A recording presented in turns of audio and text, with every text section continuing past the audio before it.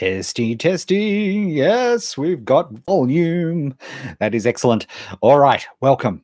Day 4 of Polish Week. And it's been a real thrill to have a look in the Facebook group and see all the reactions to the editing that people have been doing this week and learning all of these different lessons when it comes to polishing a piece of content and doing it in a very controlled and structured way.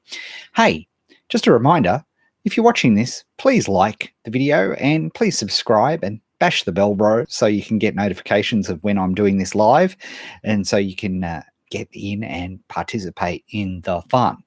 Also, you should be a member of the Challenge Facebook group because that's where a lot of the feedback that goes with regards to each of these exercises and drills and so on that we do with the challenge is located. So on with today's challenge. And as always, use a timer. So the challenge today is we're going to spend 10 minutes again researching out just spending some time having a look. Maybe you want to search Reddit for your particular solution or pick a different thing. Maybe look at some Amazon reviews and have a look at some feedback that people have about books on the topic that you're writing about. Just 10 minutes of inspiration, just looking for links, maybe on YouTube. Somewhere, maybe try somewhere different today, but just spend 10 minutes with a timer, then 5 minutes with a timer for a break, and then 10 minutes in editing. And today, it's relatively simple. If you follow the 3-act structure, if the piece of content, but whatever you do with any particular content is totally fine. What you can do is I want you to add a subhead. So we haven't got a title yet. We haven't put that in, because that's always the last thing that I look at. But between Act 1 and Act 2, remember, our Act 2 tends to be our thing that we're doing, the action part, the steps, here's how you solve this pain point. So you need to highlight that part. So I want you to create a subhead. A subhead is just a smaller headline that helps break up the content. And when we're writing like this and when we're doing the editing, look, you could just say, here's the steps. That's one way of doing a subhead. Or you can be a little bit more creative and try to, the subhead, when people are scrolling written content or they're scanning written content, the subhead is another opportunity for you to capture their attention as they're going through.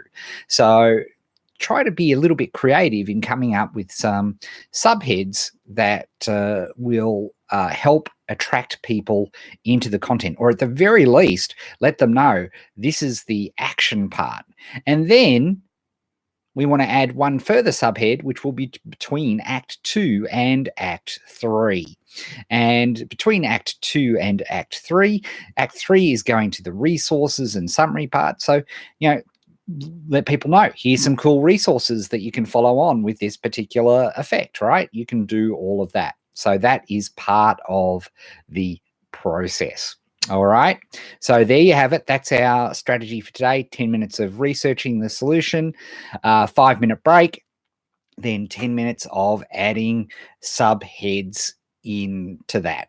And that's what we'll be doing in day 4. And then in day 5, I'm going to introduce you to a super cool tool. Yep, a super cool tool. And here's a little bit of a chat for those of you who are watching and following along in real time. What I'd love you to do is Facebook has a let's get this right. I would love you at this point, once you've added your subheads in, I'd love you to just put in a post just the content. You don't have to lay it out, just the content of what you've written so far in your report for your particular topic. And I'll post them and publish them in the Facebook group. And here's the incentive. What I'll do is for tomorrow, because I need some examples, I may choose your example to apply this incredibly cool tool to that I'm going to show you all about. Completely free, and it's really amazing, and it can work on any device or any platform. It's completely platform independent.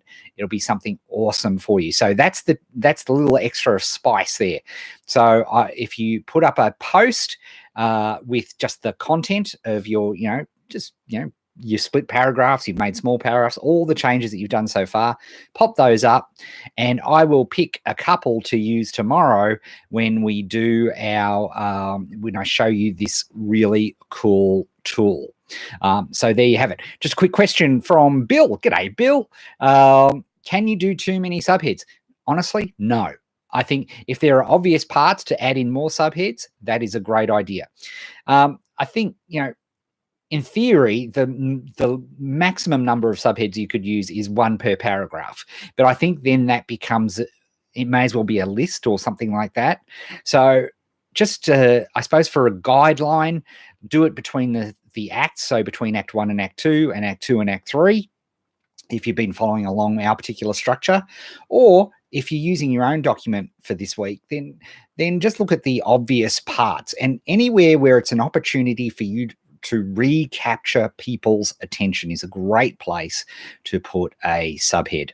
And then if you could post what you've done so far into the group, create a post onto the Facebook group, and I will select a couple of those at the very least, at least a couple. We'll see how many we can get through. And tomorrow I'm going to show you a super fabulous tool, which is just going to be fantastic for so many of you. Can't wait to show it to you. So with that, ciao for now. Have fun. Enjoy day 4. And I can't wait to show you this really cool free tool on day 5. All right. Have fun. See you tomorrow.